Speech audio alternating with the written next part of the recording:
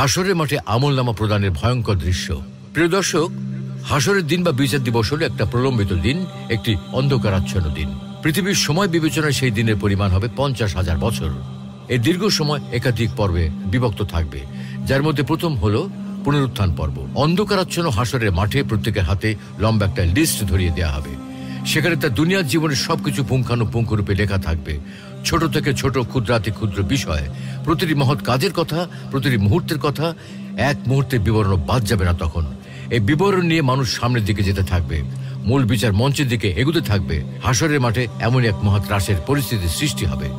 আর এ কারণেই সেদিন কাফের মুনাফিকরা মুখের উপর ভর করে হাঁটবে, ভয়ে আতঙ্কে চোখে মুখে কিছুই দেখবে না, যেন অন্ধকার হয়ে গেছে। তাদের মুখ দিয়ে কোনো কথা বের হবে না, যেন তারা বোবা হয়ে গেছে। আশপাশের কিছুই কানে শুনবে না, যেন তারা বধির হয়ে গেছে। তারা সেদিন এতটাই ভীত সন্ত্রস্ত থাকবে যে সেই ভয়ে লাঞ্ছনা তাদের চেহারায় ফুটে